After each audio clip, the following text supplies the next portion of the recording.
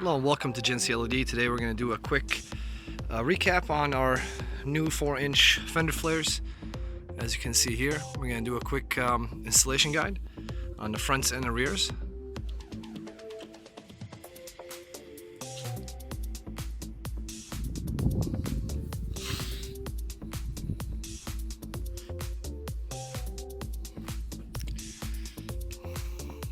So originally we had these Smitty built flat tops. And what we're going to do is we're going to place some of these 4 inches in the front, and I believe it's about 3.5 in the rear. And for installation, it's pretty simple. We already have removed the original fender off. And essentially what comes with the rear, you have your bolts, you have your nuts, your washers, and also we have these. They allow basically to install the bolt into the fender without having a nut on the opposite side. And these flanges will require you to actually increase the size of some of the holes on the Jeep to be able to insert these.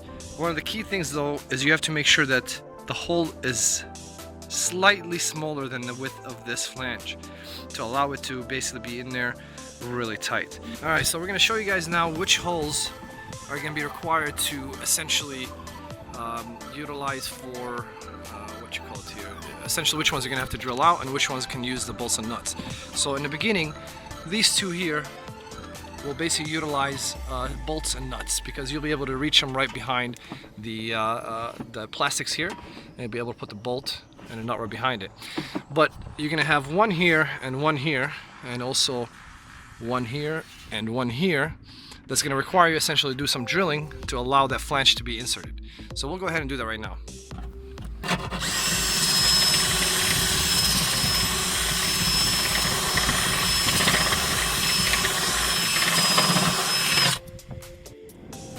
Alright, so what we did is we went ahead and drilled all the holes that are required to be drilled so that way we can insert these little flanges.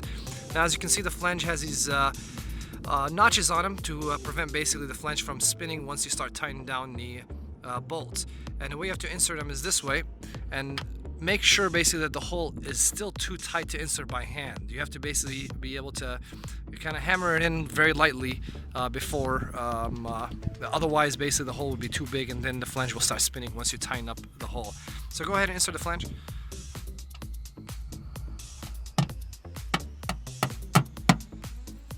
As you can see, it's flush with the body, and basically this will allow us to essentially put the Fender Flare on and then put the bolt through the hole of the Fender Flare and onto here and tighten it down. And you'll have to do that essentially to all 4 locations that we drilled, which is here, here, here, and also down here. Alright, so right now we've already inserted all the flanges, as you can see here.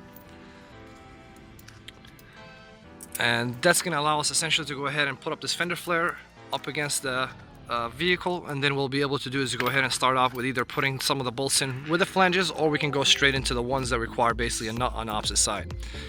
And then finally, after that's done, we'll go ahead and install the Weatherstrip onto the Fender Flare. Alright guys, so we went ahead and put on the fender. Once again, just to recap, you have a bolt washer, and this is where the flanges essentially were. Here we have bolt washer, and we have a nut right on the back in both locations. And then here and here, basically we have 2 more flanges, and essentially the bolts and washers go on. And that would basically give you what we're looking at here.